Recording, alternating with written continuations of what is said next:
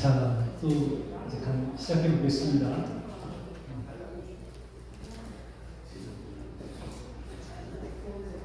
지혜에 관한 이야기를 이제 하면서 좀 이런 기본적인 개념을 좀 가지시고 이제 지혜서를 바라보시면 조금 다른 눈으로 익혀지실 겁니다.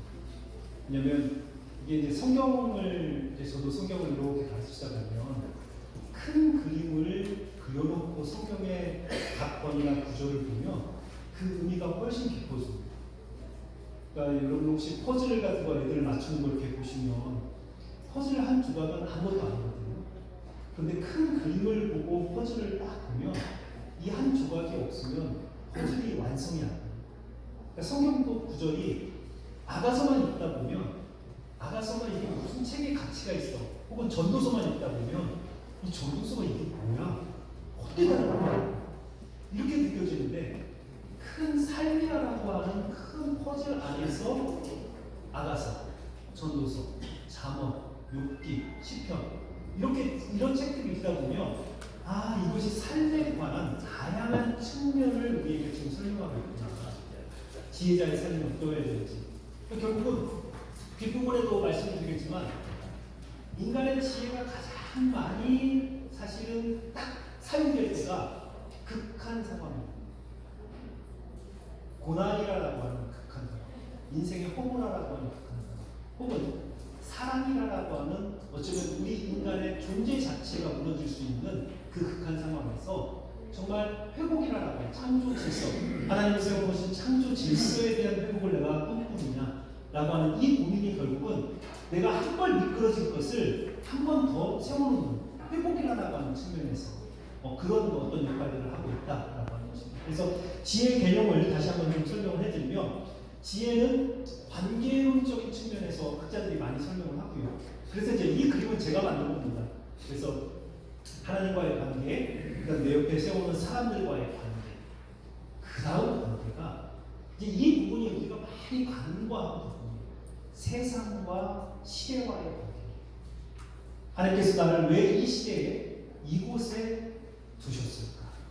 성경에서 보면요, 하나님께서 사명을 주고 보내는 사람을 묘사하는 딱 하나의 비유가 있어요. 한글 성경에는 이것을 번역을 하기도 하고 혹은 번역을 하지 않기도 했는데 어떤 거냐면 심는다라는 거예요. 내가 너를 그 땅에 심는다. 이스라엘 백성들을 가나안 땅으로 보면서 하나님께서 뭐라고 했냐면 내가 가나안 족속 그 땅에서 뿌리채 뽑아내고 그리고 너희를 그 땅에 심으리라. 마치 하나의 식물을, 하나의 나무를 좋은 땅에 심어서 그 땅을 복되게 하는 그 작업이 결국은 하나님께서 우리를 어느 곳에 사명을 주고 보내는 거예요. 이죠. 아마 목회자들에게도 하나님께서 교회에 우리를 심으신 거죠. 좋은 그늘이 되고 좋은 열매를 주고 또 넉넉한 그런 품을 내어 주어서 성도들이 힘들 때 그곳에 와서 쉬어갈 수 있도록 위로를 받고 또 생명을 얻어갈 수 있도록 그렇게 우리를 그 교회에 심으신 거예요. 그게 성경적 표현이에요. 그러니까 우리가 이제 이 땅에서 살아가면서도 이렇게 하나님과의 관계, 사람들과의 관계 속에서 우리가 한 사람이라고 하는 존재가 결국 이 시대와 혹은 그 특정한 장소 안에 하나님께서 나로 말미암아 그 공동체를 회복시키고 나로 말미암아 그 공동체가 유지될 수 있도록 하나님께서 나를 거기서 심으신 거예요. 그래서 여러분 창세기 보면 창세기 보면 맞습니다. 하나님께서 사람을 만드셨을 때 창세기 1장 26절과 2장 15절을 유심히 한번 보십시오. 하나님의 모든 창조는 목적이 있고요. 그 목적을 감당할 능력을 주십니다. 이게 하나님 창조의 굉장히 중요한 거예요. 그래서 하나님께서 창세기 1장 26절에 보면 자, 우리가 이제 사람을 만들자. 하나님의 형상과 우리의 형상과 우리의 모양을 따라 사람을 만들자라고 하면서 그들로 하여금 하늘에 있는 것이나 물속에 있는 것이나 땅에 있는 것들을 모든 것들을 다스리게 하자. 그때 사용된 히브리어 단어가 와단입니다. 근데 이 단어가 보통 왕이 다스리다, 권세자가 다스리다라고 하는 히브리어 단어는 말락이에요. 여기서 멜렉이라고 하는 그 히브리어 단어 아비멜렉, 내 아버지는 왕이다 이런 뜻이거든요. 멜렉이 왕이라는 뜻입니다. 그러니까 말락이라고 하는 단어가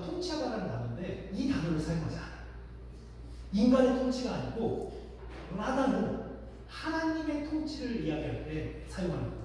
그러니까 사람으로 하여금 하나님을 대신해서 이 세상을 다스리게 하자. 이게 하나님께서 사람을 만드신 목적이거든요. 그런데 그 앞에 우리의 형상과 우리의 모양을 따라 이 부분이 해석이 그동안 사실은 제가 볼 때는 조금 잘못됐어요.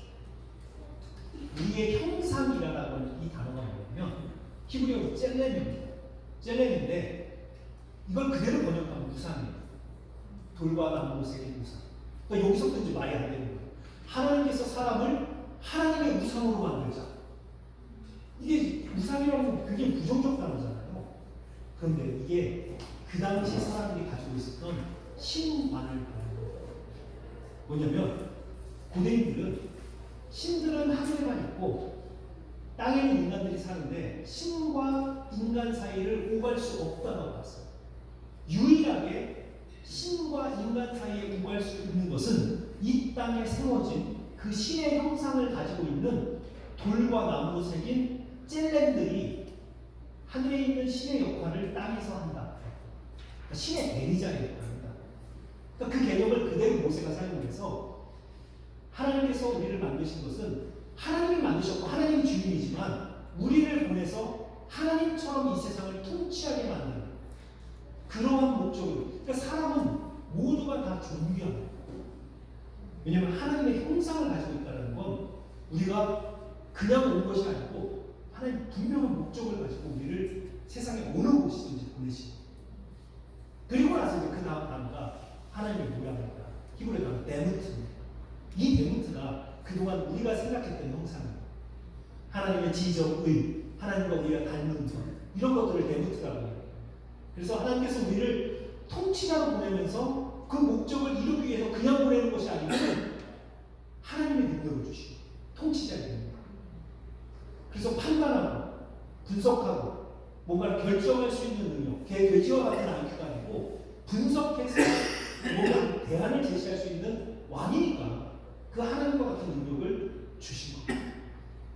자, 이렇게 인간을 일반적으로 나다라고 하는 단어로 다스리다라고 이야기하면 2장 15절에 가니까 좀 충격적인 단어예요.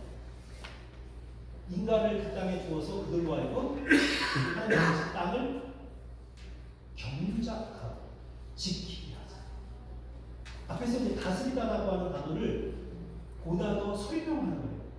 어떻게 왕으로서 통치하냐? 두 단어를. 하나는 경작하다, 하나는 지키다. 그 단어가 뭐냐면 경작하다는 단어가 사실은 잘못 번역됐어요. 아바드입니다. 다윗의 조상 가운데서 오벳이 있죠. 보아스와 룻사이에서 나타난 오벳. 이 단어가 바로 아바드에서 나와요. 종처럼 씁니다. 노예, 종 이런 뜻이에요. 그러니까 이 단어가 생각해 보십시오. 1장 26절에는 왕처럼 통치하다라고 이야기하고 그 왕처럼 통치하는 방식을 설명을 할 때는 종처럼 섬겨라. 그리고 나서 그 단어가 왕이 종처럼 섬길 때 이 세상이 지켜진다. 하나님의 창조 질서가 지켜진다. 이 모순이잖아요. 왕이 종에 대해서 어떻게 섬겨요? 그런데 그게 하나님이 세우신 리더십입니다. 그 리더십을 그대로 이 땅에 보여주신 분이 있죠. 예수. 왕이신 예수님이 오셔서 진짜 종처럼 섬기신 거예요. 여러분, 제가 그 당시 문서를 보니까요.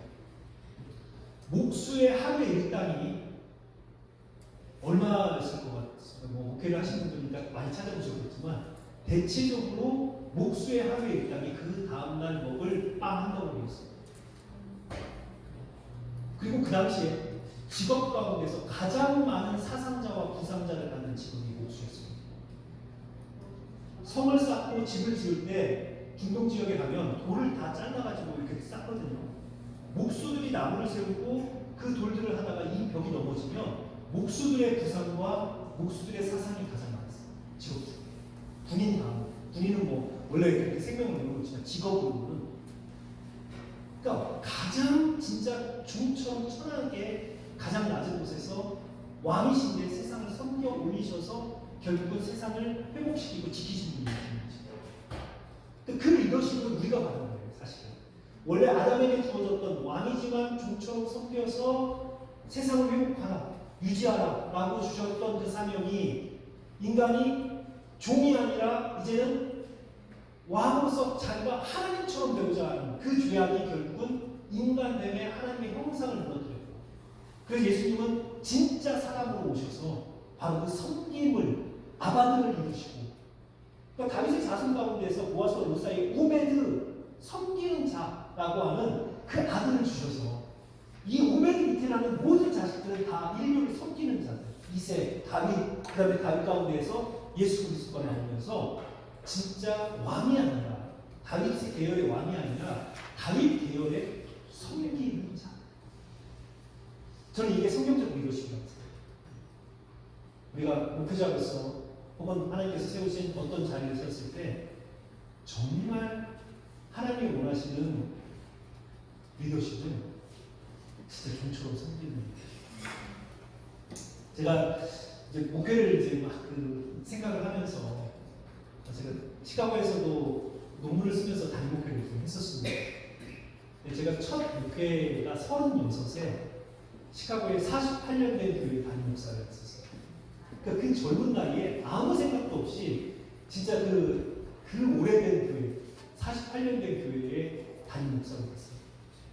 그러니까 그때는 얼마나 막 그 개혁적인 마음이 많았겠어요. 더군다나 그때 막 PhD를 하고 있으니까 뭐 내 생각이 다 옳다라고 막 생각했을 때잖아요. 목회도 모르고. 가서 교회가 48년 된 교회에 전통이 있는데 제가 그 교회가 오전 예배가 있고 오후 예배가 있고 저녁 예배가 있었어요. 주일날. 제가 교회를 시작하면 저녁 예배를 드리지 맙시다. 주일날. 그리고 가정 예배를 드릴 수 있도록 우리가 가정 예배에 안내문을 주고 가정에서 예배를 드릴 수 있도록 합시다. 뭐 이런 이제 제 나름대로 개혁적인 이야기를 막 했는데 장로님들이 되게 불편하셨고, 한 1년 반 정도 지났는데 어느 날 장로님들이 저도 모르게 교인 전체 그 회의를 소집을 하시고 저를 초청을 하신 거예요. 그 장로님이 저한테 말도 안 하고 우리 목사님이 너무 바쁘셔서 우리 목사님과 더 이상 같이 가기가 쉽지 않을 것 같습니다. 그래서 이 자리에서 여러분들이 결정해 주시면 목사님이 이렇게 떠나시도록 우리가 결정을 제가 너무 못하는 거예요. 저한테 말 한마디도 없이. 뭐 저는 이제 그때 젊은 나이였습니다. 38이었으면 그럼 이제 공부하라고 하시는가 보다, 논문을 끝내라고 하시는가 보다 그러고 있었는데 권사님한테 손을 탁 드시는 거예요. 우리 장로님들 가운데에서 화장실 청소해 보신 분 있으세요? 우리 교회 화장실 청소해 보신 분 있으세요? 장로님들이 화장실 청소 그 청소하시는 분들이 하시는 거죠. 제가 유학을 하면서 4년 동안 학교 화장실 청소를 아르바이트를 했어요. 11시에 도서관이 끝나면 새벽 2시 반까지 학교 전체 화장실을 청소를 했어요. 그러니까 4년 정도 하고 나니까 화장실 청소의 달인이 된 거예요. 새벽 예배를 마치고 집에를 갔다가 오자니 또 시간이 오니까 새벽 예배 마치고 교인들이 이렇게 다 가시면 그냥 화장실이 제일 먼저 보이는 거예요. 그럼 화장실 가서 깨끗하게 해놓고 이제 그러고 나서 저는 이제 앉아서 이렇게 책도 읽고 말씀을 보고 그러는데 권사님들 몇 분이 이제 저희 목사가 와서 막 뭐 냉장고에 음식 같은 거 이민교회는 밥을 해 먹잖아요. 그러니까 시장 보고 이렇게 하면 가끔씩 이제 제가 화장실 청소하는 걸 보신 거예요. 그리고 나서 이제 그 회의에서 권사님이 우리 목사님 젊어도 저렇게 매일 화장실 청소를 하십니다. 우리 교회 화장실이 깨끗한 이유가 뭔지 아세요? 목사님은 화장실 청소해서 우리 교회 화장실 청소 깨끗한, 화장실이 깨끗한 거예요. 그러고 나서 장로님들이 아무 말도 못 하셨어요. 우리는 저렇게 그냥 그 남들 안 하는 거 하시는 목사님하고 같이 하고 싶다. 그래서 제가 미리 학교 넘어갔어요. 그러니까 저는 화장실 청소하면서 엄청 들었거든요. 화도 나고. 왜냐하면 유학을 보냈는데 남들 다 자는 시간에 제가 결혼하고 일주일 만에 이런 거였어요. 신혼인데 친구가 혼자 새벽까지 있는 거예요. 2시 반까지. 그러니까 뭐 화장실 청소하면서 그 화장실 바닥에 앉아서 울기도 하고 소리도 지르고 하나님 정말 이러시면 안 되잖아요. 왜 이러려고 유학을 보내셨어요? 그런데 4년을 하다 보니까 저한테는 지금도 가장 제가 하나님을 가까이에서 친밀하게 만난 곳이 화장실이에요. 아무도 없으니까 찬양하고 뭐 그곳에서 기도하고, 왜냐면 딱 문을 닫거든요. 11시가 되면 다 하고 저 혼자만 그 건물에 있는 거예요. 그때는 제가 뭐라고 소리쳐도 괜찮아요. 근데 그러면서 저의 어떤 그 화장실 영성이 생긴 거예요. 근데 이게 한 번 저를 살리더라고요. 목회를 하면서 한 번 위기를 느끼게 된 것 같습니다. 그래서 제가 그때 느낀 것이 정말 설교를 잘하는 목사도 좋고 정말 결혼 다 좋지만 하나님께서 원하시는 게 그렇게 그냥 낮은 곳에 한번 리더가 그 목회자가 한 번 낮은 곳에 딱 앉았을 때 하나님께서 그 공동체의 무너짐을 그것을 통해서 세우시는 게 나아요. 근데 결국 성경의 리더십은 그거거든요. 그러니까 하나님께서 우리를 보다 더 오래된 사람, 보다 더 높은 사람으로 직책을 주셨을 때는 사실은 더 낮은 곳으로 가요. 이 기독교가 역설의 종교잖아요. 높아지려면 낮아져라. 살려면 죽어라. 부자 되고 싶으면 가난해져라. 이게 기독교의 역설의 종교잖아요. 그러니까 우리가 이제 성경에서 이건 갑자기 생긴 게 아니고 창조를 하실 때 그렇게 말했어요. 우리가 왕이지만 사람이 이 세상의 가장 낮은 곳에서 종처럼 섬겨 올라가야 이 세상이 지켜집니다. 그 원리가 우리가 이제 이 지혜로, 그러니까 우리가 결국은 죄악을 저지르게 되면 선악과 앞에 서면서 내가 종이 아니라 왕으로서 진짜 그냥 세상의 왕으로 라다가 아니고 신적 통치가 아니고 인간의 권세의 통치, 말락을 하려고 하면서부터 인간이 타락합니다. 네가 하나님처럼 되리라. 그러니까 결국 우리가 지금 회복돼야 되는 삶은, 지혜로 말미암아 회복돼야 되는 삶은 하나님의 형상으로서의 한 사람. 내가 회복되면 결국은 가정이 회복돼요. 가정이 회복되면 교회가 회복돼요. 교회가 회복되면 세상이 회복돼요. 이게 하나님께서 회복되어지는, 그래서 기독교를 컨테이지어스 크리스찬이티, 전염시키는 기독교. 무엇을 전염해요? 회복을 전염시키는. 그래서 하나님께서 보면 이후에 한 사람 선택해요. 아브라함 선택하고 이삭, 야곱, 유다, 다윗, 예수 그리스도. 그래서 이 한 사람을 선택해서 이 사람의 회복으로 말미암아 최종적으로 예수의 회복으로 말미암아 세상의 회복을 이루었어요. 근데 그 작은 예수는 회복의 바이러스로서 작은 예수의 지혜자, 그 지혜자의 역할을 우리에게 주십니다. 네가 회복되면 가정 회복된다. 가정 회복되면 교회 회복되고, 교회 회복되면 지역이 회복되고, 그 지역 회복되면 세상이 회복되고. 그 원리가 창조 질서 안에서 지혜로 말미암아 회복되어진 한 사람을 지금도 찾으시는 하나님. 제가 여러분들 목회를 하시면서 정말 이런 메시지를 성도들에게, 당신의 삶이 중요합니다. 그냥 구원 받았으니까 익명으로 교회에 그냥 숨어서 내 이름 없이 하나님 앞에 서는 게 아니고, 하나님이 진짜 찾으시는 사람은 바로 회복된 한 사람, 당신을 통해서 하나님은 이 세상을 회복하기를 원하십니다. 이런 메시지가 성도들에게 정말 전파 같아요. 그들의 삶 가운데서 하나님과의 관계, 사람과의 관계, 그제 마지막으로 세상과의 관계 속에서 내가 이 세상의 시대 가운데 살아가는 목적이 결국은 그냥 왔다 가는 것이 아니고 하나님께서 심어놓은 곳이 한 그루의 나무. 나무는 절대 자리를 옮기지 않습니다. 그 자리에서 승부를 부는 거예요.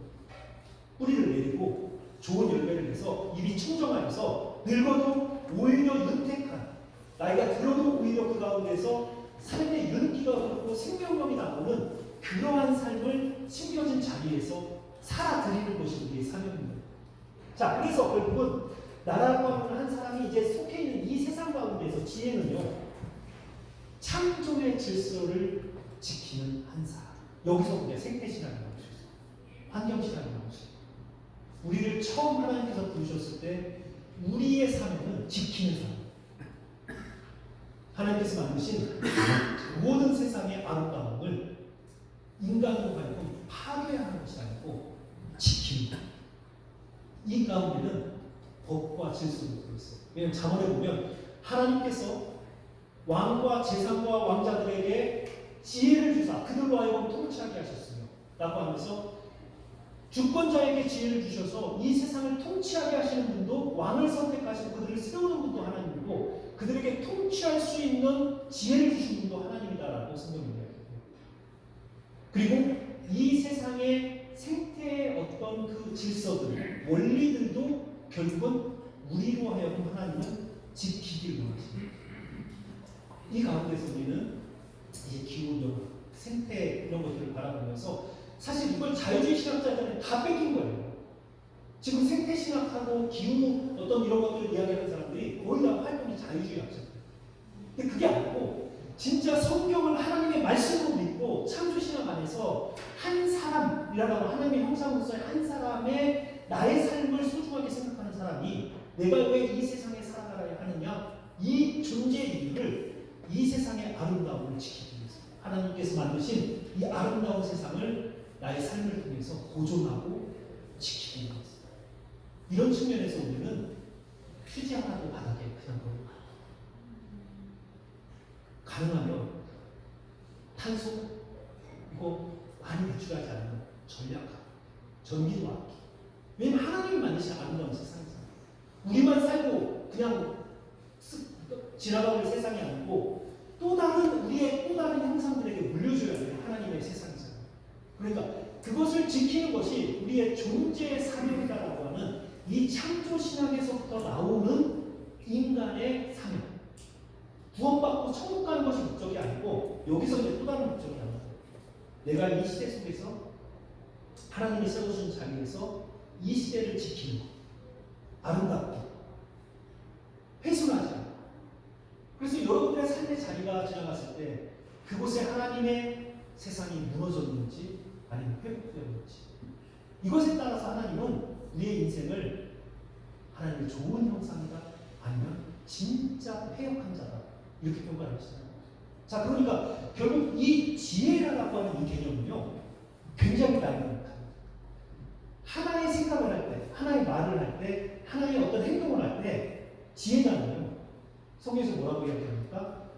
말을 급하게 하지 않고 미리 대답할 말을 생각하고 말을 급하게 하는 것은, 함부로 이야기하는 것은 칼로 찌르는 것 같아요. 이러면서 말을 함부로 하는 것이 얼마나 심각하냐라고 하는 것을 이야기를 하면서 결국은 우리가 나라고 하는 존재가 보이진 않지만 세계의 영역에서 살아가는 거예요. 내가 지금 말 한마디 하고 행동 하나 하고 보여주는 모든 것들이 하나님 앞에서 이게 요구하는가? 내가 지금 옆에 세워놓은 나의 관계들 속에서 내가 이렇게 말을 하면 저 사람이 상처를 받을 텐데, 아니 이 사람에게는 되게 큰 피해가 될 텐데, 그리고 내가 지금 살고 있는 이 세상에서, 이 공동체에서, 이 시대 속에서 내가 이렇게 행동하면 이 공동체가 무너질 텐데, 이렇게 처음에는 힘들죠. 우리는 뭐 그냥 말을 그대로 뱉어버리잖아요. 행동부터 하잖아요. 그게 아니고 지혜잖아요. 행동하기 전에, 말하기 전에 생각하는 거죠.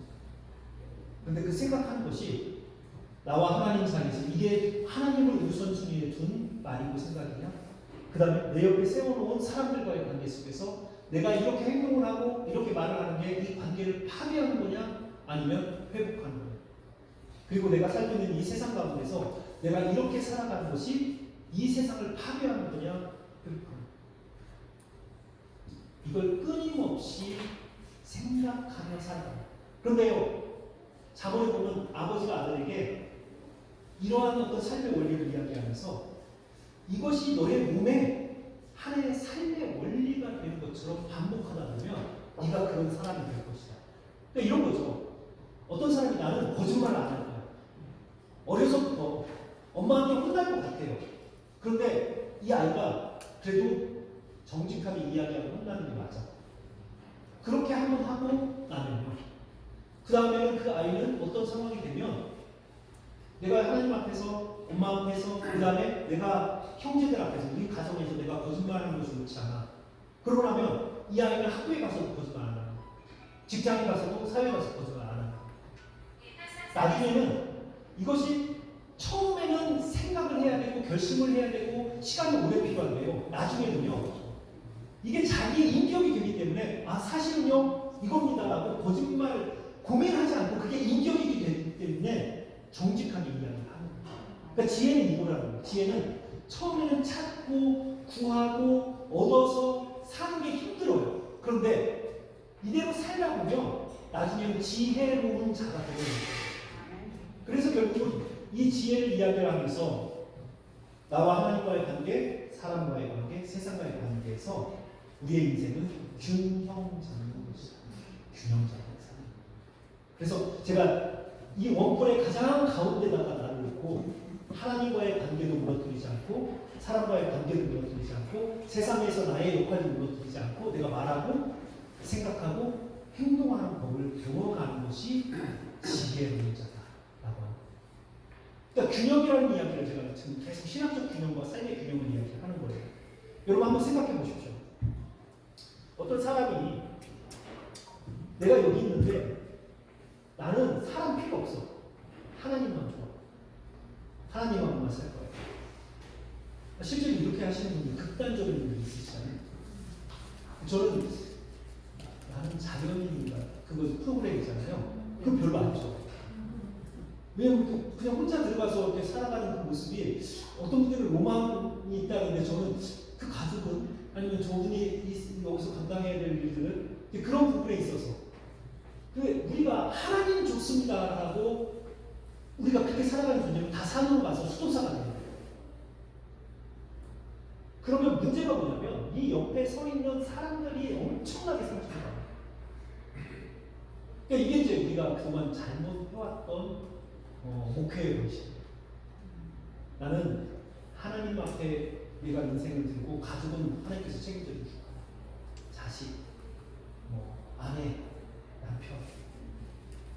제 동료 교수 가운데 불고기를 못 드시는 분이 있어요.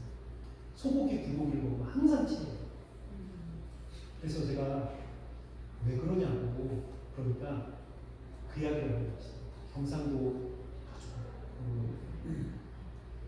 문양 거기서 아버님이 개척부를 하시는데 엄청 오래죠. 그래서 어머니가 아버지가 그 교회에서 받는 그 사례비를 갖다가 어떤 때는 그 어머니 성들 나눠주고 어머니가 살림을 하시니까 어머니는 시장에 가서 다 외상으로 사오고 쌀도 외상으로 사오고 그래가지고 이제 월급을 받은 거 갖고 이제 갚아야 되는데 아버지가 월급을 안 받다 주면 어머니가 그 상인들한테 가서 또 사정사정 한다. 그러니까 어려서부터 그것을 보고 자라는 거예요. 그런데 이제 고등학교 때 학교를 갔다가 오는데 자기네 집에 가면 막 먹을 게 없어서 힘든데 아버지가 성도들하고 시내 불고기집에서 불고기를 막 드시면서 먹고 계시는 모습을 지나가면서 그걸 본 거예요. 그리고 나서 그때 그 아버지에 대한 어떤 집에는 지금 엄마는 먹을 게 없어서 시장에 가서 그냥 그렇게 외상을 하면 아버지는 그 밖에서 성도들하고 불고기를 드시고 그 고등학교 때 막 그 사춘기 때 그 배신감에 그게 지금 아버지가 돌아가시고 이제 목회를 그 어르신이 참 잘하시고 마치신 것 같아요. 그런데 그때 받은 상처 때문에 불고기를 먹으면 항상 속이 불편하고 치는 거예요. 그 이야기가 아버지 버전으로 들으면 또 다른 버전이겠지만 아들 버전으로 들었을 때는 그게 속상한 거잖아요. 자기는 진짜 그 나이에 얼마나 고기가 먹고 싶었겠어요. 그런데 아버지는 밖에서 그렇게 성도들하고 고기를 드시고 계시고 집에는 뭐 그렇게 하는 거고.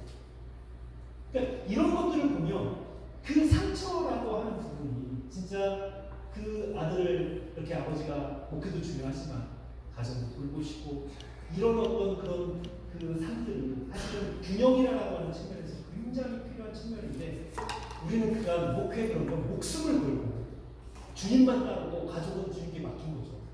근데 그게 사실 되게 중요한 사역이거든요. 목회자가 보여줘야 되는 중요한 사역인데 그 사역의 가치를 사실은 우리는 많이 인식을 못했던 것이죠.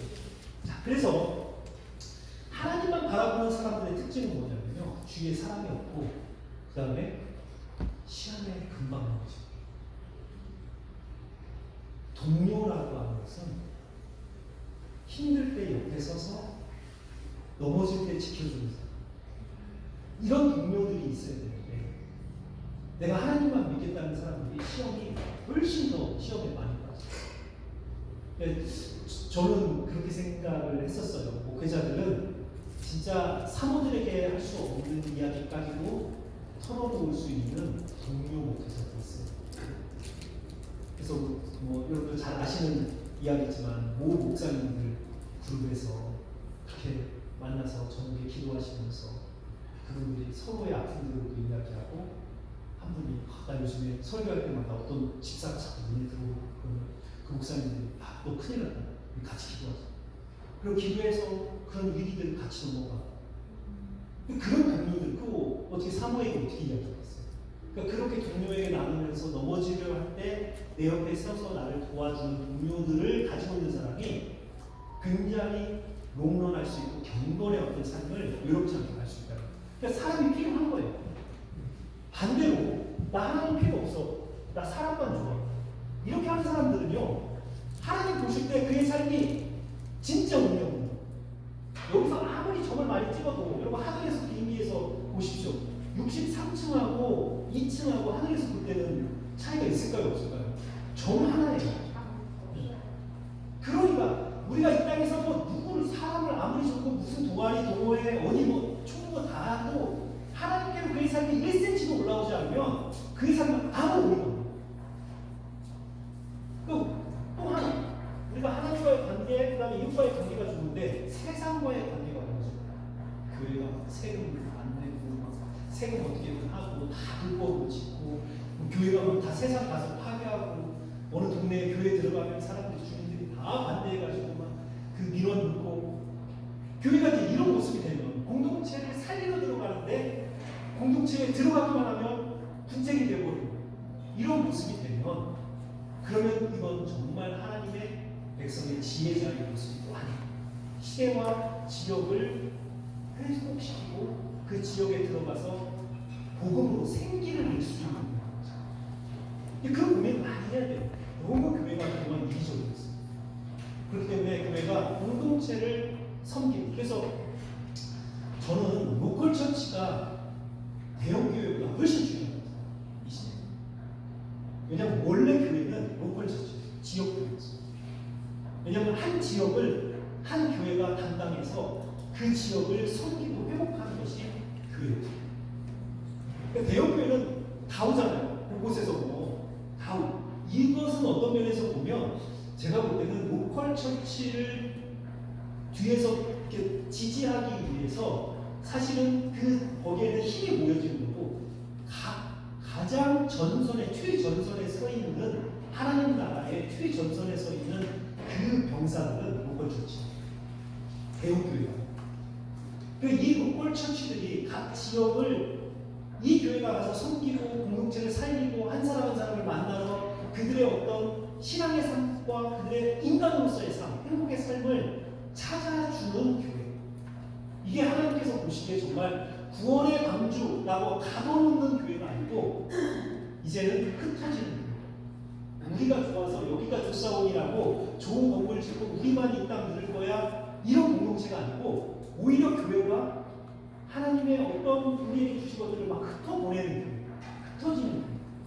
그래서 공동체를 살리고 교회를 통해서 지역에 가슴 아픈 사람들이 와서 위로를 받고 이렇게 뭔가 교회가 들어가면 활력이 일어나는 그런 공동체다. 이게 바로 지혜로운 공동체의 특징입니다. 그러니까 그런 공동체들을 우리가 끊임없이 이제 만들어 가야 되는 그런 사명이 우리에게 있는 거죠. 자, 그러니까 지혜는요, 어느 한 부분도 무너지면 균형을 거죠. 그래서 처음에는 어렵지만 항상 생각하고 그 다음에 관계 안에서 내가 균형을 잡으려고 하는 것. 이 말 한마디가 하나님과의 관계, 내가 있는 사람들과의 관계, 그 다음에 이 세상에서 세우는 말이냐 무너뜨리는 말. 이걸 고민하며 말하는 사람, 고민하며 행동하는 사람, 이런 사람들이 성경에서는 지혜자다라고 얘기합니다. 자, 이런 지혜를 어렵잖아요. 이렇게만 설명을 하니까 어렵잖아요. 그러니까 이 지혜를 책으로 한 사람의 인생에 혹은 고백으로 혹은 어떤 지혜의 어떤 교과서처럼 이렇게 우리에게 여러 상황 가운데서 어떻게 말하고 행동하고 생각하고 판단해야 될지를 보여주는 책들이 지혜서예요. 이 지혜의 원리를 어떻게 살 것이냐라고 하는 문제, 그 문제를 가장 다양하게 보여주는 책이 지혜서입니다. 그래서 지혜서를 4권에 우리가 4권이라고 이야기를 해요. 그러니까 잠언, 전도서, 욥기, 아가서. 근데 여기에다가 시편을 넣기도 합니다. 왜냐면 시편에서도 결국 어떻게 살 것인가라고 하는 문제를 이야기를 하고 있기 때문에 시편과 지혜서 보통 이렇게 이야기를 하기도 하고요. 혹은 시가서라고 이야기를 하기도 해요. 그러나 이 모든 것의 내용은 어떻게 살 것인가라는 이 문제입니다. 그러니까 시편을 보면 내가 어떻게 기도할 것이고 탄식하고 감사하고 찬양하고 애곡하고 다양한 상황 속에서 아들이 나를 쫓아내고 내가 내 육신에 질병이 들었고 내가 질병에 걸려서 죄악에 있을 때 혹은 내가 인생에 허무할 때 적들이 나를 에워쌌을 때 하나님 앞에 어떻게 찬양, 기도, 감사, 탄식, 애곡을 할 것인가 이것을 우리에게 보여주는 삶의 어떤 지침서가 시편이거든요.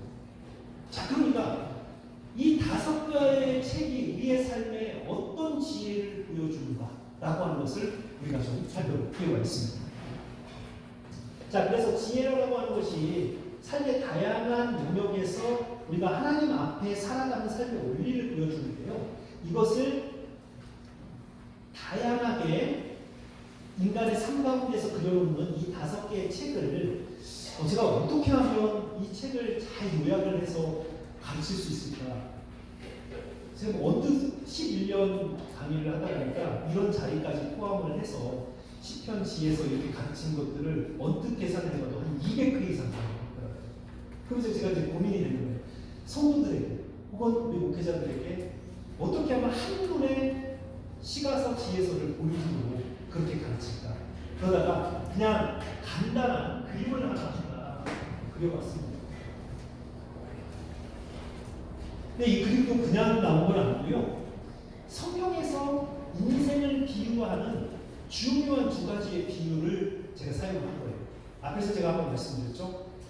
인생을 이야기하면서 성경에서 가장 많이 사람을 비유하는 게 뭘까요? 성경을 읽으시면서 사람 혹은 인생을 비유한 비유가 있어요.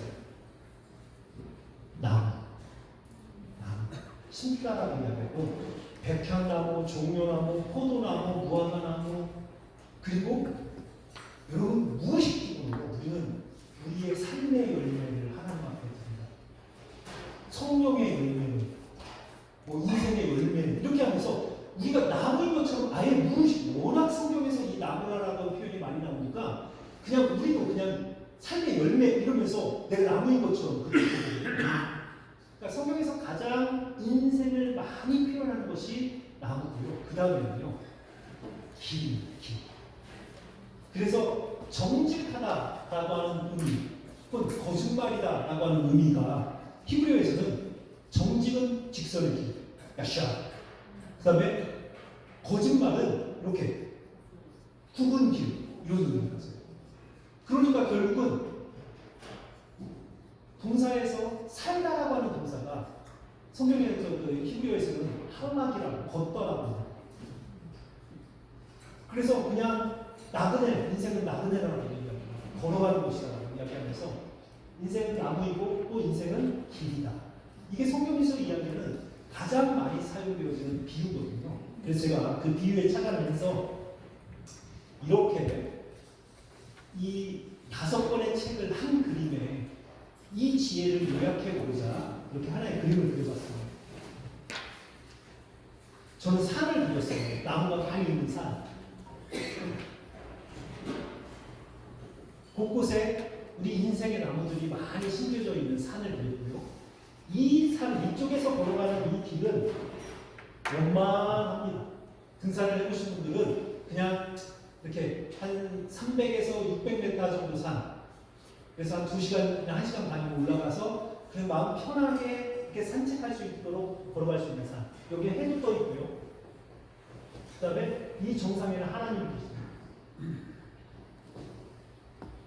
자, 한쪽의 길은 절벽이 얼마나 더 올라가야 되고 어디까지 가야 될지도 모르고 왜 이곳에 내가 매달려 있는지도 모르는 인생의 절벽, 암울하고 그 다음에 얼마나 내가 이곳에서 더 버틸 수 있을까, 놓아버릴까 손을 그렇게 고민하고 있는 한 사람. 자, 이 2개의 길이 우리의 인생에 누구라도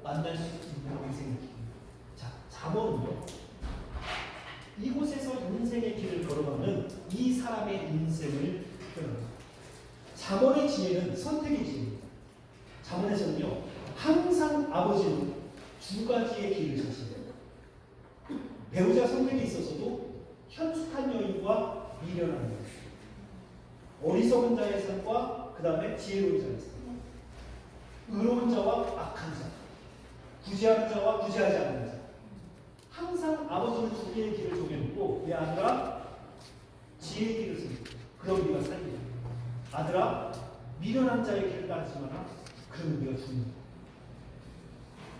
이렇게 인생에 항상 두 개의 길을 제시하면서 아버지는 선택의 지혜를 가르쳐요. 잠언에 보면요, 잠언은 인생의 교과서예요. 왜냐하면 아버지가, 나도 사장에 보면 나도 이것을 내 아버지에게 배웁니다. 그래서 아버지에게 들은 삶의 원리를 자기가 실천해서 살아보고 그것을 정리해서 또 다음 세대에게 가르쳐줘요. 잠언을 요약해 보면요, 아들이 10대 친구, 이제 막 그 성경에서는 12살에서 15살, 15살에서 17살, 17에서 20살, 이 세 개의 단계가 성장에서 굉장히 중요한 단계예요. 그래서 12에서 15이 우리가 소위 그 이사야 7장에 나오는 선과 악을 알고, 그 다음에 그 꿀을 먹어도 그 산 배에서 배탈이 나지 않는 그 나이가 12세 아이의 장기가 완성되어서, 그러니까 그 나이부터 15살이 그 히브리 성경에서는 이때부터 인식이라고 하는 것이 생기기 시작합니다. 한국 나이 초등학교 5학년에서부터 이제 중학교 때까지가 인식이라고 하는 과정이 생기기 시작하고, 15에서 17이 이제 자기가 자아를 찾아가면서 자기의 어떤 삶의 방향을 보면, 17에서 20이 이제 성령이 되어져가는 준비의 단계라고 합니다. 자, 이곳에서 이 아이가, 잠언은 그래서 1장 1절에서 1장 7절까지는 잠언을 기록한 목적이나 잠언에 대한 서론을 이야기하고, 1장 8절부터 19절까지 이 아이가 인생 가운데서 가장 먼저 선택해야 되는 12살의 중학생이 가장 고민하는 게 뭘까요? 혹시 손주나 자녀를 키워보신 분들은 중학교 1, 2학년 되면 애들이 가장 고민하는 게 뭐예요? 친구. 1장 8절에 보면, 내 아들아 만일 죄인이 악한 친구가 너를 유혹하려 하면은 그의 말을 가지 마라.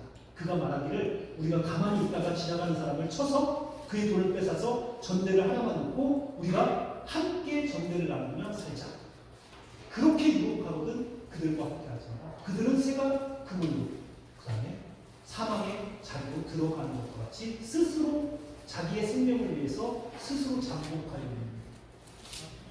자, 그 다음에는 이 1장 20절부터 32절까지 말하면 아버지가 대체할 수 있는 좋은 친구, 지혜가 길거리 서서 외쳐가는데 나에게 와라, 나에게 와라. 그러면서 이 악한 친구와 지혜로운 친구, 그때 사용된 지혜가 추상명사 호크마가 아니고 인칭명사 호크모트. 지혜로운 친구가 길거리 서서 외치지 않느냐, 나에게 와라, 나에게 와라, 내가 너에게 생명을 주라 라고 하면서, 잠언은 이렇게 처음에 나쁜 친구, 좋은 친구, 이게 1장에서 아버지가 제시하는 거라면 아버지의 가르침이 9장에서 맞추거든요. 그러면 9장을 보면 이게 1장이고요. 9장에 보면 1절에서 5절까지가 지혜로운 여인이 집을 짓고, 여기 좋은 친구가 호크모트였어요. 지혜의 친구. 그런데 9장에 보면 1절에서 5절까지만 지혜가 집을 짓고 7 기둥을 세우고 포도주를 만들어서 사람을 초청해서 나에게 와. 여기서 좋은 배우자. 이제는 더 이상 친구가 아니고 아들의 성장이 이제 10대에서 이제 17세에서 20세에 결혼을 할 나이가 돼서 이제 배우자 선택을 할 때가 돼요. 좋은 배우자. 자, 13절부터는 미련한 여인이, 어리석은 여인이 성문에 올라가서 올바른 길을 가는 사람들에게 나에게 와라, 훔쳐먹는 떡, 몰래 먹는 물이 맛있다, 달고 맛있다라고 유혹을 하면서 나에게 와. 두 개의 여인의 초청장이 있습니다. 그러니까 잠언은요, 선택의 지혜를 이야기하면서 10대 아들이 선택해야 되는 좋은 친구와 이제는 결혼 전문 17세에서 20세의 아들이 선택해야 되는 배우자 선택의 길을 이곳에서 이렇게 딱 처음과 9장 마지막에 그 사이에는요 2장, 3장, 4장부터는 내 이웃이 내게 가만히 있거든 또 이뤄왔거든 하면서 공동체와의 윤리, 다툼, 분쟁 그 다음에 아내 선택하는 법 5장에 보면 지혜로운 여인 선택하고 6장에 보면 음란한 여인을 멀리하고 7장에 보면 여행을 하는데 한 젊은이가 그 음녀의 집으로 기생옷을 입고 나와서 입을 맞추고 그 여인의 집에 들어가지 마라 이렇게 하면서 이 아들이 인생을 살아가면서 10대 청소년에서부터 이제 20대의 청년이 되어져 가면서 하는 모든 결정의 그 수를 다 아버지가 요약해서 써요. 잠언 1장과 9장은 아들의 성장 단계에 따라서 아들이 선택해야 되는 두 가지 길을 제시하고 그 길 가운데서 지혜의 길을 선택할 수 있도록 아버지가 인도하십니다.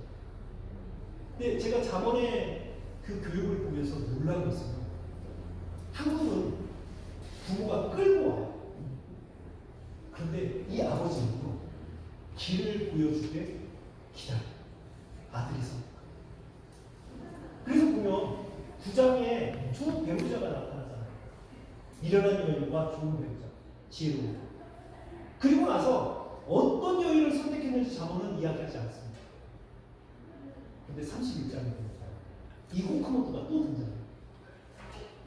30장 10절에 보니까 누가 현숙한 여인을 얻겠느냐 라고 이야기를 하면서 그 여인을 얻는 자는 이렇게 이야기하면서 잠언 31장 10절부터 31절까지 히브리 시의 가장 완벽한 형태를 가진 알파벳이 알레 갈레시라라고 하는 히브리 순서에 따라서 첫 절을 시작하는 이런 경우는요 가장 중요한 가르침을 전달할 때 히브리 저자들이 히브리 알파벳에 따라서 첫 글자를 시작하게 만듭니다.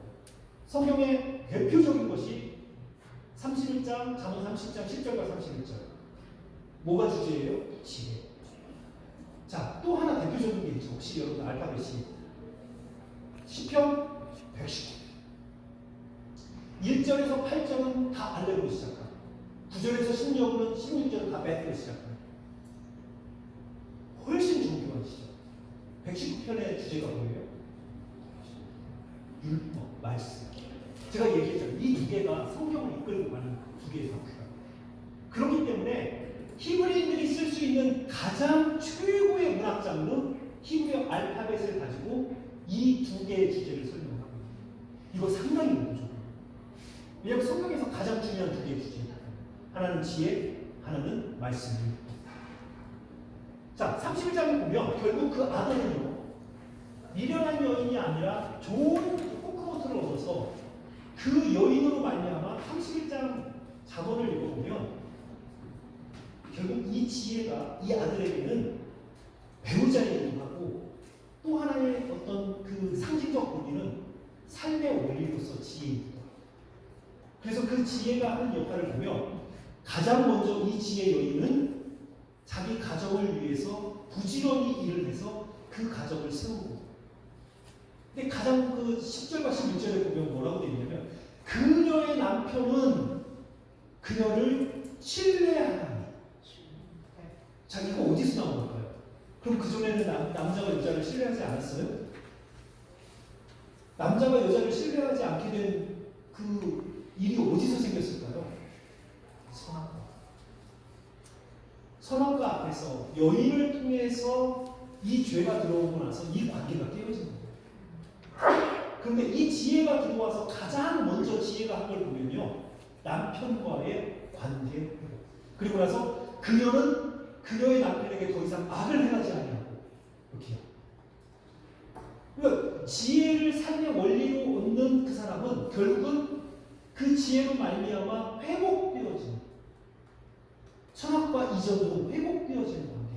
그 다음에 그 지혜는 가정을 세우고 밤을 세워가면서 필요한 것들을 만들어서 무역을 하고 땅을 사고 그 다음에 그 공동체를 구제하고 그래서 결국은 결론이 뭐예요? 자녀들로부터 칭찬, 남편으로부터 칭찬, 공동체로부터 칭찬 그 다음에 30절 30절에 하나님으로부터 여호와를 경외하는 여인은 하나님으로부터 칭찬을 받는다 라고 이야기하면서 결국 잠언이라는 하는 책이 선택의 지혜를 이야기하면서 1장과 9장에 아버지가 전달해 놓았던 인생의 선택의 경우를 결국 결론에다가는 아들이 지혜로운 여인을 선택을 해서 그 아들은 성문에서 장로들과 함께 다스리며 아들이 하나님이 세워놓으신 그 공동체에서 지도자의 역할을 하고 있는 아들의 모습. 그러니까 잠언은 한편에 그 아이가 성장해가는 과정 그리고 마지막에 올바른 지혜로 살아갈 때 어떤 인생을 살 것인가라고 하는 하나의 그의 인생의 선택의 지혜를 인생 전체의 이야기들을 쫙 전개하고 있다는 거죠. 히브리어 성경은요 의도적으로 잠언 뒤에다가 룻기를 들여놨습니다. 룻기. 31장에 나오는 에셰트 하일 현숙한 여인이라고 하는 이 3원 30장 뒤에다가 루시라라고 하는 여인을 등장시키고 그 다음에 보아스가 룻을 뭐라고 부르냐면 나는 네가 현숙한 여인인 줄 안다. 그 다음에 나오미가요 보아스를 뭐라고 부르냐면 유력한 자라고 성경은 한글 성경으로 나타났는데 그 표현이 똑같습니다. 에셰트가 여자라는 뜻이거든요. 에셰트 하일 그 다음에 이시 하일 이시는 남자라는 뜻이에요. 하일이라고 하는 의미가 뭐냐면 지혜대로 살아갈 수 있는 능력이 있는 사람. 이게 하일이에요. 그러니까 우리는 그냥 현숙한 여자라고 번역했지만 사실은 지혜대로 살아갈 수 있는 여자 혹은 보아스는 지혜대로 살아갈 수 있는 남자. 그러니까 이걸 의도적이에요. 배열이. 왜냐하면 잠언에서 이렇게 이야기한 가르침이 실제 역사에서는 보아스와 룻의 결정으로 왜냐하면 뭐라고 이야기합니까? 보아스가 룻에게 네가 젊은 남자를 선택할 수 있는데도 나를 선택한 거 혹은 보아스 입장에서도요 보아스와 동일한 그 기업물자가 있었는데 이 기업물자는 자기는 손해볼까봐 기업을 누르지 않겠다라는 거예요. 그런데 그 손해를 불구하고도 룻을 아내로 맞아서 기업을 누르겠다. 엘리멜렉과 나오미의 기업을 누르겠다고 하는 선택. 올바른 선택. 손해 눈앞에 보이는 이익이 아니라 보다 더 큰 하나님의 뜻을 이루기 위한 그 선택을 했던 지혜자, 그 다음에 지혜 여인. 이들의 연합을 통해서 누가 나와요?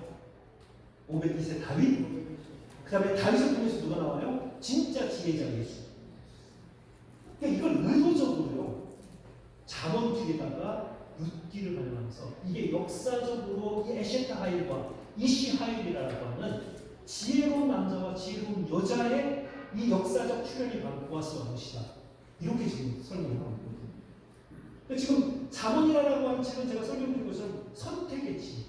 결국은 그가 올바른 선택을 해서 성에서 통치하는 장로가 되겠고 그 가정이 회복되면서 그러니까 그 여인이 회복되면서 가장 먼저 첫 번째 일어나는 게 뭐예요? 남편과 아내의 관계. 그 다음에 그 가정이 회복되어지고 그 가정을 통해서 공동체가 회복되어지고 그러니까 그 공동체에서 이 여인이 칭송을 받고 칭찬을 받는 이 모습. 그러니까 이게 얼마나 지혜자가 섰을 때 한 사람으로 말미암아 회복되어지는 세상을 점진적으로 보여주고 있어요. 그러니까 이건 배우자 선택이라는 건 실질적인 이 아들에게는 실질적 그 어떤 예가 되기도 하지만 상징적으로 우리가 만약에 지혜를 우리의 삶의 원리로 받는다. 신학적으로 이야기하자면 지혜로 오신 예수 그리스도를 우리가 우리의 삶의 원리로 받는다면 나만 구원받고 천국 가는 것이 아니고 나로 말미암아 그동안 나로 말미암아 무너졌던 그 관계 속에서 내가 더 이상 다른 사람에게 악을 행하지 않는다. 그리고 그들은 나를 신뢰하며 그리고 내가 내 가정을 세우고 그 다음 내가 속해 있는 공동체의 구제를 하고 공동체를 세우고 그에 하여서 하나님 안에서 그들이 온전한 공동체가 되어져가는 회복의 과정을 지금 그려봅니다. 자, 그러니까 잠언은 보는 것처럼 이 아이가 이 인생을 걸어가면서 예측할 수도 있고 보이는 거예요. 잠언은 야, 네가 부지런하면 하나님께서 너에게 복을 주시는 거야. 너 게으르면 하나님께서 너에게 가난을 주시는 거야. 명확하게 보이게 해줍니다. 그래서 지혜의 교과서, 인생을 보여주고 선택을 보여주고 아버지의 교육의 가장 큰 특징은 결과를 미리 보여주는 거예요. 미련한 여인을 선택하면 미련한 여인의 특징은 뭐예요? 음란하고 미련한 여인은 화를 내요. 입에서 꿀을 떨어뜨리고 기생의 옷을 입고 막 상냥하게 와서 입을 맞추면서 내가 너를 위해서 막 화목제를 준비했고 애굽에서 가져온 식료를 깔았고 뭐 내가 우리 남편은 운전대를 가졌으니까 한 달 이후에나 돌아오고 나는 유난히 불안함이 없는 유부녀다 뭐 언제 아침까지 충분히 사랑을 하자. 그 유혹이 나그네 청년에게는 피해갈 수 없을 정도로 매력적이에요. 현숙한 여인, 지혜로운 여인의 특징은요, 요란하지 않아요. 자기 일을 성실하게 하고 음식을 준비하고 잔치를 준비하고 집을 지어서 기다려요. 하나님의 사랑을 기다려요. 그러니까 우리가 이제 이 세상에서도 화려함은, 세상의 유혹과 화려함은 항상 우리와 입술에서 꿀을 떨어뜨리는 여인 같은 거예요. 그러나 끝내는 쑥과 같이 쓰고 칼과 같이 날카로워서 결국은 우리 안에 들어가서 우리를 다 파괴하게 하는 거예요. 자, 이런 어떤 잠언의 아버지의 교육의 방식은 결과를 보여주고 그리고 옳은 길을 선택하게 합니다. 그렇기 때문에 우리는 이 길은 상당히 예측할 수 있는 길이고 그리고 내가 어떤 올바른 선택을 하면 결과도 보여주는 길이에요. 근데 우리가 인생을 살다 보면 인생이 꼭 이렇지 않습니다. 부지런한 모든 사람들이 다 부자가 되는 것도 아니고요. 하나님 앞에 정말 경건하게 사는 모든 사람들이 다 장수하는 것도 아니에요. 우리 인생에는 예측할 수 없는 일이 찾아옵니다. 바로 이곳에 전도자처럼 이곳에 있는 사람은 뭐라고 이야기하냐면 끊임없이 자기의 인생을 돌아보면서 내가 다 이루었었다, 다 가졌었다, 내가 나를 위하여 집을 짓고 포도원을 만들고 연못을 만들고 과수원을 만들었고 많은 사람을 가졌으며 많은 노비를 가졌고 그 다음에 척척과 노래하는 자를 다 가졌습니다. 이전에 예루살렘에 있던 어떤 사람보다 내가 더 나아였고 나보다 더 많은 쾌락을 누려본 적이 없다. 그리고 나서 자기 인생을 뭐라고요? 그러나 이 모든 것들이 다 헛되어 손으로 바람을 잡으려는 것입니다. 자, 그의 인생은요. 내가 지금 이 여기를 열심히 매달려 가고 있어요. 그런데 왜 가는지는 모르고 무엇을 향해 가는지는 모르고 인생을 뒤돌아보니까 손에 나온 게 아무것도 없다. 전도서에서 가장 많이 나오는 단어 여러분 기억하시죠? 전도서에서 가장 많이 나오는 단어 성경 전체에서 이 헛되다는 단어가 54번 나오는데요. 38번이 전도서에 12장밖에 안 되는 전도서에 38번이 헛되다라고 나와요. 그런데 우리는 전도서 해석에서 가장 많이 하는 실수는 뭐냐면 이 헤벨이라고 하는 히브리어 단어. 이 헤벨이라는 단어가 성경에 처음 나온 게 가인의 동생 아벨이 번역된 아벨이 사실 헤벨이에요. 존재했으나 사라진 문제. 아벨의 이름 자체가. 이 헤벨이라고 하는 의미가 뭐냐면요. 헛되다라는 의미는 아니에요. 왜냐하면 전도서를 한번 유심히 읽어보십시오. 만약에 이걸 헛되다라고 번역을 해보면 앞에 있는 그 말과 안 맞아요. 그냥 우리는 그냥 이 헤벨이라는 단어를 다 헛되다라고 번역을 해버리고 근데 헤벨이라는 단어를 조금 지치셨으니까 한번 우리 몸으로 한번 체험해 봅시다. 헤벨이 무슨 의미인지. 헤벨은 기본적으로 기체, 수증기, 숨 이런 뜻입니다. 그래서 여러분들이 들어 마실 수 있는 만큼 숨을 들어 마시고 참아보는 거. 아 이거 내 거다. 내 몸에 들어왔습니다. 근데 그걸 그냥 가지고 있으면 죽잖아요. 뱉어요. 그런데도 아쉬워. 그래서 내 손에다가 잡아요. 그리고 일평생 나는 무언가를 이루었어. 내 손에는 대단한 게 있었어. 일평생 이렇게 생각하고 살았어요. 그런데 결산의 때가 돼서 손을 딱 펴보니까 아무것도 없어요. 이게 헤벨이에요. 그러니까 전도자가 뭐라고 이야기하냐면 1장 2절에 보니까 헤벨이라는 단어를 5번 사용해요. 성경에서 한 단어를 한 절에서 5번 사용한 것은 이 구절밖에 없어요. 그러니까 성경에는요 2번 사용하면 엄청난 강조예요. 어떤 이야기를 2번 이야기하면 진짜 강조합니다. 그래서 여러분들 King of Kings 멜레콜라킴 그러면 최고의 왕 이런 뜻이잖아요. 최상급이 없어요. 두 번 이야기하면 그게 최고라는 뜻이에요. 그 5번 이야기했어요. 그럼 이건 진짜 요즘 아이들 울트라 짱, 핵, 다 쓰는 다 헤벨이라는 거예요. 진짜 인생 헤벨이라는 거예요. 그러면서 3절에 뭐라고 합니까? 해 아래 사람이 수고하는 그 수고가 그에게 무엇이 유익하다. 그러면서 우리의 인생은 하나님이 만드신 해 아래 살아가는 필요입니다. 그 다음에 사람은 수고, 인생은 수고하는 인생입니다. 그런데 그 다음 단어가 중요해요. 무엇이 유익하고. 이때 사용된 단어가 이트론이라는 단어인데 성경의 다른 곳에서는 한 번도 사용되지 않았어요. 이곳에만 사용됐어요. 그리고 이 단어는 시장용어예요. 고급스러운 단어예요. 시장에서 사용하는 거예요. 어떻게 보냐면 장사를 하러 갈 때 본전이 있잖아요. 잔돈을 가지고 와서 하루 물건을 팔고 나면 그 판 돈에서 내 본전을 빼고 나면 남는 돈. 이게 이윤이라는 거 이야기하고 이문이라는 거 이야기해요. 이게 이트론이에요.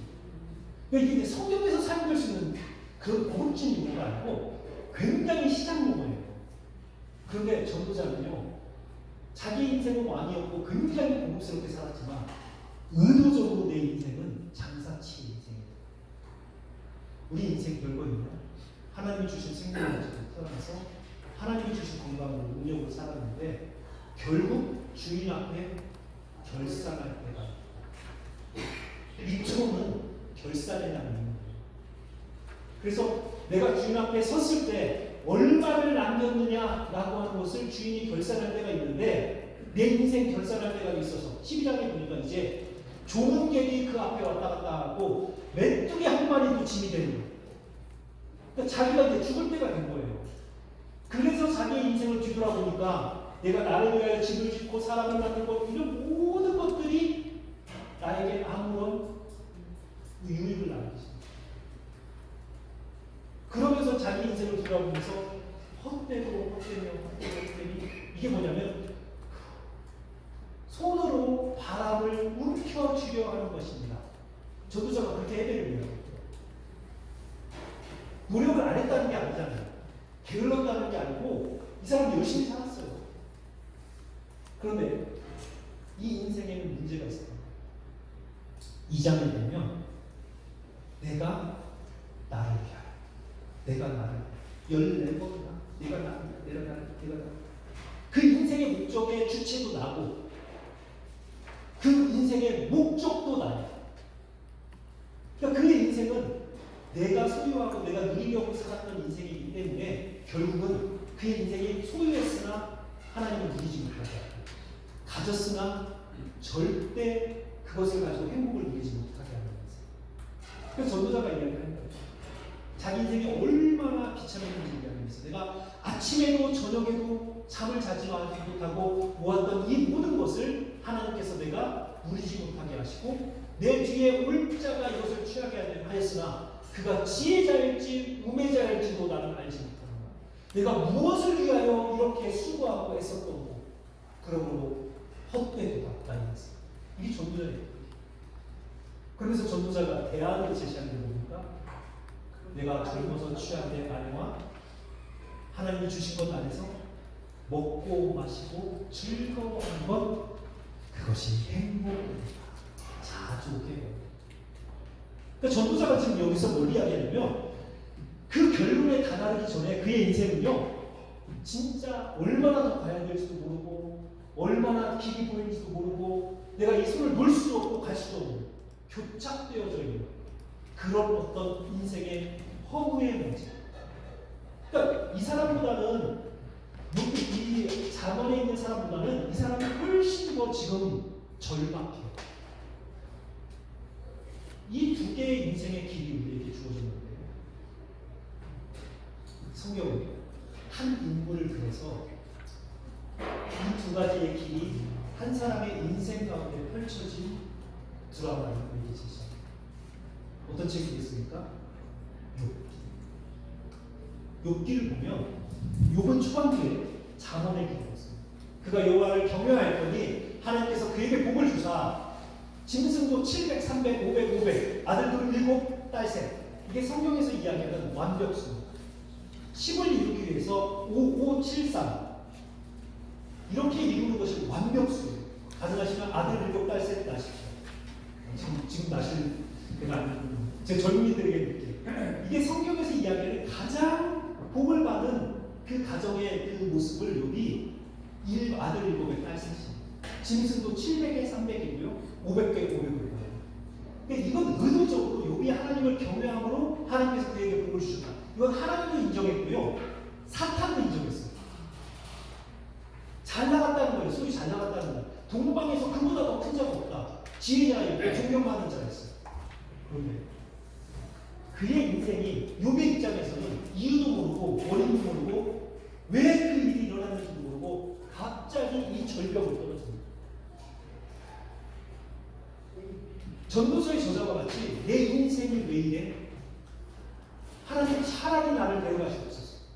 욥이 세 친구들과 같이 이야기를 하면서 욥기를 이해하는 가장 중요한 패턴은요.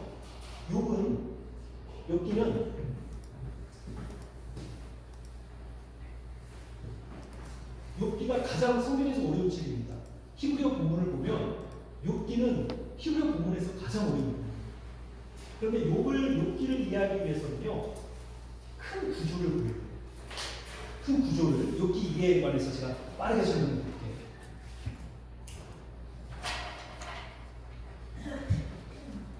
욥기는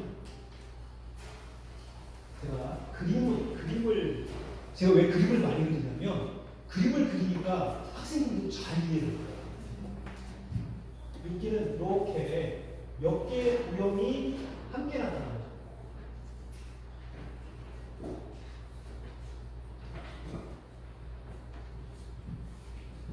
시간이 없어서 1장, 2장, 42장 제가 이 직사각형으로 한 것은 산문의 형태예요. 산문. 그래서 산문은요. 어떤 사람을 소개하고 어떤 사건이 전개되고 이런 것들 이야기할 때 욥이 그가 몇 살이 되어서 이런 일을 해서 이런 시험 첫 번째 시험을 받았는데 이렇게 됐다. 이게 산문이에요. 그런데 4장부터 27장까지는 문학적 장르가 다이얼로그. 욥과 세 친구, 욥과 엘리바스, 빌닷, 소발이 대화를 합니다. 대화. 그래서 우리가 다이얼로그라고 대화 또는 다이얼로그. 다이얼은 쌍호의 대화가 오고하는 말 그런 뜻이에요. 그래서 한 대화의 사이클이 이렇게 대화의 사이클이 욥이 여기 있고요.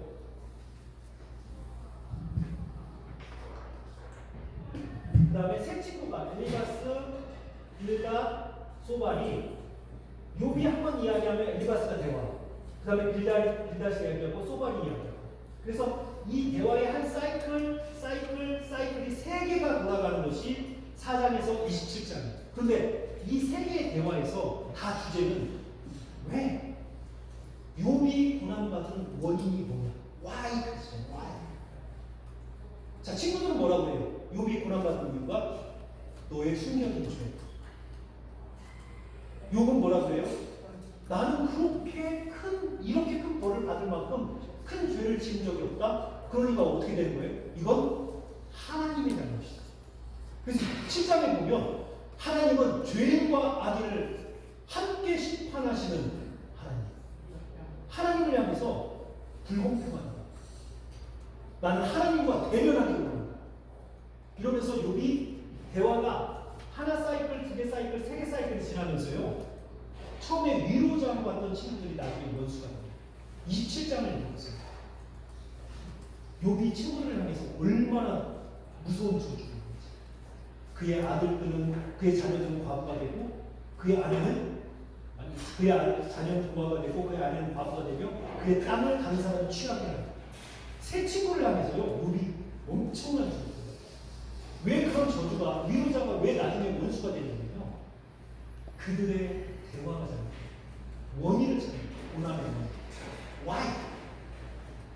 그러니까 욥도 포기할 수 없고 친구들도 포기할 수 없는 싸움에서 이들은 결국 원수가 되어져요.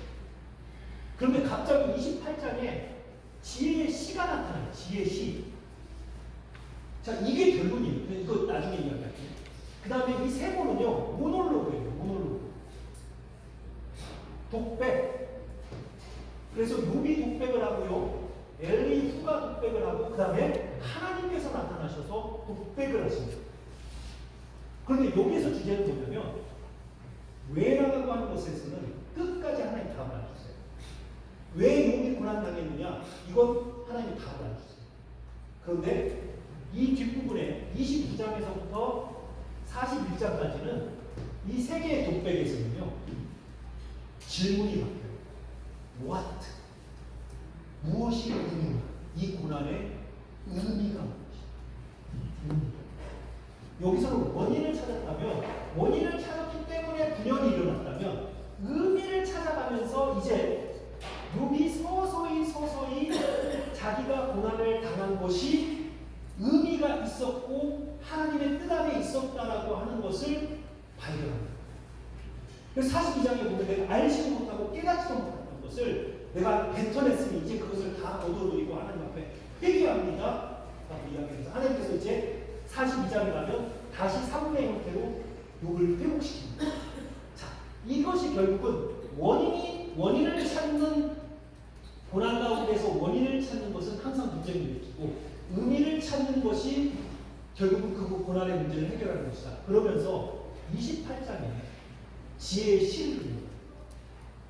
28장 전반부에 보면 사람의 지혜, 누가 어디서 지혜가 있는지 알게 되냐고 해서 그 당시 최고의 지혜를 가지고 사용하는 광물을 캐는 인간의 지혜를 이야기합니다. 땅 깊은 곳에 가서 금은 보화를 캐내는 그 지혜를 이야기해요. 그러나 결론은 뭐예요? 사람은 그렇게 지혜가 뛰어나도 지혜 자체가 어디서부터 오는지 알지 못하는 거예요. 그리고 나서 13절부터 하나님은 지혜가 어디서부터 나오는지 아시나니 라고 이야기하면서, 그러면서 결국은 인생의 답은, 이 고난의 문제의 답은 하나님께로부터 올 것이다. 그것을 깨닫는 것은 28장 28절 여호와를 경외하는 것이 지혜의 근본이다 라고 이야기하면서, 고난 속에서 하나님을 발견하는 자는 고난의 의미를 발견합니다. 고난의 원인을 찾는 자는 항상 분열을 찾아요. 그러나 모든 고난에는 하나님의 뜻이 있고, 고난 속에서 원인이 아니고 의미를 찾고자 하면 그곳에서 인생의 참된 하나님의 섭리와 창조주 하나님을 만날 수 있습니다. 이 결론입니다. 그래서 결국은 욥기의 결론은요, 이 중앙에 나타나요. 28장. 그래서 이게 놀라운 균형의 대치를 나타내는 거예요. 3문 3개의 로그, 다이로그 3개, 그 다음에 모노로그 3개, 그 다음에 중앙에다가 시를 넣어서. 이걸 표현하면 이렇게 또 우리가 이렇게 이야기를 하거든요. A, B, C, B-A'. 이게 히브리 문학의 글 쓰는 방식인데, 중요한 것은 가운데 보거나 이게 결론입니다. 그래서 여기 3문, 그 다음에 여기 로그, 말, 그 다음에 여기 시. 그래서 욥기의 결론이 어디 있습니까? 28장에 있습니다. 28장에 지혜는 사람의 노력으로 얻을 수 있는 것이 아니고 하나님으로부터 온 것이고, 그 지혜를 얻을 수 있는 사람은 여호와를 경외하는 고난 속에서. 그러니까 인간이 가장 극한, 가장 처절한 상황이 욥처럼 모든 걸 다 이루게 됩니다. 그때에도 나의 고난에 창조주의 손길이 있다라고 하나님을 먼저 우선순위에 놓고 생각하는 사람이 결국 고난의 의미를 발견할 수 있습니다. 또 우리가 욥기를 잘못 해석하면요, 그냥 한 사람이 고난 가운데 인내했다가 꼭 2배 받았다 이렇게 끝나는 거예요. 욥기 그런 뜻 아니에요. 욥기의 핵심은 결국은 인간의 가장 극한 고난에서도 창조주 하나님을 기억하는 자가 고난의 의미를 발견할 수 있고, 우리의 고난도 역시 창조주 하나님의 섭리 속에 있다는 것을 깨달을 수 있다 라고 하는 게, 이것이 지혜다라고 하는 것을 가르치는 게 욥기입니다. 자, 그러니까 지금 욥의 인생은 이쪽으로 가다가 한순간에 이쪽으로 떨어집니다. 그리고 3장에서부터 27장까지 욥기의 3분의 2 정도는요, 이 전도자의 고민처럼 무엇이 나에게 유익이 되겠는가? 다 헛되다, 헛되다, 헛되다. 이 고민을, 이 논쟁을 지금 친구들과 하는 거예요. 그러다가 38장에 하나님을 만나서 다시 여기 이렇게 하나님께로 나가. 자, 그러니까 자원의 길도, 전도서의 길도, 욥기의 길도 다 우리는 하나님 앞에 나아가는 길, 인생의 길. 그러나 우리의 인생에서는 다양한 지혜가 필요합니다. 전도서의 지혜는 내가 움켜쥐려 하면 할수록 빠져나가는 공기와 같이 내가 나를 위하여 최선을 다해서 사는 사람이 가장 위험한 인생. 왜냐하면 헌신했다라고 했는데 나중에 이치원이 없어요. 유익이 없어요. 그 사람이 제일 불쌍한 사람이죠. 아예 아무것도 안 하고 빈손이면 그나마 아니 내가 어쩔 수 없지 그렇게 안 했으니까. 그런데 전도자는 뭐라고 이야기하냐면 내가 힘써 애써 구하고 찾아서 자기가 최선을 다했는데 실제 하나님께서 그의 인생에서 찾으시는 이투로 우리말로 열매는 없었다. 무엇을 가지고 내가 하나님 앞에 찾는 줄 알까? 이 세상에서 내가 왕이었고 이 세상에서 엄청난 것을 이루었지만 전도자가 뭐라고 해요? 해 아래 새 것도 없었고 나를 기억하는 자도 없었다. 새 것도 아니고 기억될 것도 없는 것을 위해서 평생 내가 무엇을 위하여 이렇게 힘쓰고 애썼던 거 탄식하고 있는 거예요. 그러면서 뭐라고 이야기해요? 12절 1절 그러므로 젊어서부터 너의 창조주 하나님을 기억하라. 이게 결국이에요. 그리고 가장 행복한 인생은 하나님께서 주신 것 안에서 먹고 마시고 즐거워하는 것, 그것이 곧 행복, 자족. 하나님의 손길 안에서 나오는 것 안에서 만족하고 감사하는 생활, 그것이 곧 행복입니다. 라고 이야기합니다. 자, 시편은요, 우리가 이 인생의 어느 길을 가든지, 삶의 희노 애락의 어느 길을 가든지, 우리 입술에서 하나님 앞에 고백해야 될 우리의 찬양. 내가 잘 나갈 때, 나라고 떨어질 때, 깊은 고난에 있을 때, 하나님 앞에 섰을 때. 시편에는 다 있습니다. 원수의 목전에서부터 하나님의 영광 앞에 섰을 때, 내 고난 앞에서 내가 하나님 앞에 어떤 고백을 해야 되는지 시편은 우리에게 보여줍니다. 자, 이제 하나 남은 책이 아가서죠. 아가서를 어디다 놓을 거냐? 이게 학자들에게 문제인 거예요. 저는 아가서를 여기다 놓을 거예요. 인생을 출발하는 이 사람, 내가 인생을 살아갈 준비가 됩니다. 사랑 없는 사람은 아무런 의미가 없는 존재. 인간은 만들어질 때부터 사랑하도록 만들어졌어요. 하나님을 사랑하고 내 옆에 세워놓으신 하나님의 사람들을 사랑할 때 비로소 내가 사람이 되는 거예요. 그런데 우리의 잘못된 사랑이 결국은 무엇을 만드냐면 부상을 만드는 거고요. 우리의 잘못된 사랑이 결국은 관계의 파괴를 만드는 거예요. 그러니까 인생의 길을 걸어갈 때 지금 아가서가 이야기하는 것은 결국 사랑의 회복. 내가 하나님의 형상으로서의 나라고 하는 사람이 하나님이 나에게 주신 놀라운 능력, 사랑을 나의 욕심을 채우고 나의 성적인 만족을 채우고 나의 어떤 쾌락을 채우기 위해서 사용하는 것이 아니고 창조주의 질서 안에서 한 사람으로서 내가 온전한 사랑을 함으로 연합을 이루는 그 사람의 모습에 형상인 그 회복. 그래서 이 아가서 해석은 지금도 목회자들에게는 그렇게 해석하면 너무 나이브하지 않아요? 이걸 남자와 여자의 사랑의 노래로 해석하면 너무 나이브하지 않아요? 라고 하는 그런 염려가 많으실 거예요. 영적으로 해석해야 되는 거 아니냐고. 그것도 저는 나쁘지 않을 것 같아요. 왜냐하면 결론은 동일해요. 결론은 어떤 동일하냐? 바알의, 이제 이 당시에 바알의 제사에 빼앗긴 인간의 사랑을 온전히 회복함으로 우리가 하나님의 형상으로 회복되어서 하나님을 사랑하게 만듭니다. 목적은 동일해요. 지금 우리가 영적으로 이것을 해석해도 솔로몬과 술람미 여인의 사랑을 우리가 하나님에 대한 사랑을 회복하자. 이거 동일하거든요. 그런데 그 가운데 과정이 없어요. 그냥 나는 솔로몬, 하나님은 솔로몬, 나는 술람미 여인. 이렇게 해석을 하는데 이것을 사랑의 노래로 해석을 해서 지금 우리도 마찬가지잖아요. 젊은 사람들 원나잇 그냥 성적인 매매, 성매매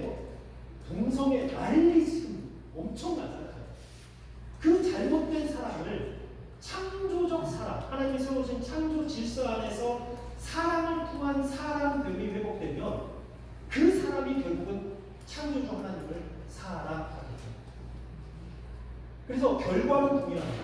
어떻게 해석을 해도 아가서의 결과는 동일하지만 그냥 영적으로 해석하는 과정이 생략되는 거고, 이것을 하나의 지혜 문학 안에서 진짜 사람과 사람, 한 남자와 한 여자의 온전한 사랑의 회복, 그것으로 말미암아 회복된 창조 질서의 회복, 이 관점으로 보면 그 가운데에서 우리가 적용할 부분이 있습니다.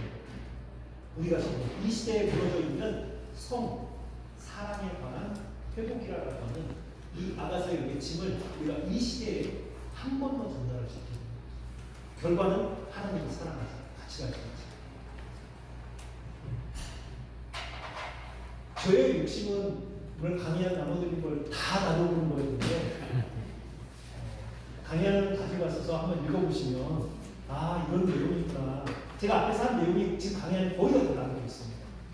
그래서 아마 시가서 지혜서를 그래도 어느 정도 정리하는데 저도 이걸 다 할 거라고 생각을 안 했어요. 근데 여러분들에게 유익이 될 것 같아서 제가 강의안을 이렇게 여러분에게 나눠드렸습니다. 그래서 혹시나 교회에서 목회하시고 또 성경 공부하실 때 한 번이라도 이렇게 보시면서 하시면 유익이 되겠다 싶어서 강연을 준비했습니다. 시간이 지나서 제가 기도하고 목사님 그렇게 기도하고 마칠까요? 시간이 좀 지나 시작하실 것 같습니다. 제가 기도하고 마치겠습니다. 아버지 하나님 감사합니다. 이 좋은 날 하나님 정말 하나님이 사랑하시는 주의 백성들과 함께 성경의 지혜를 배웠습니다. 우리가 그냥 사는 것이 아니고 하나님으로부터 존재론적 사명을 가지고 하나님의 형상으로서 회복자로 이 땅에서 살아가고 있음을 하나님 우리가 깨닫게 하시고 여호와를 경외하며 또 이웃을 사랑하고 이 세상을 지켜가는 하나님 놀라운 지혜자들이 될 수 있도록 도와주시옵소서. 우리의 목회에 이 삶의 원리가 반영되게 하시고 내가 먼저 가장 낮은 곳에서 왕처럼 섬기는 하나님 놀라운 리더십이 세워질 수 있도록 주님 도와주시옵소서. 모든 말씀 예수님 이름으로 기도합니다. 아멘. 감사합니다.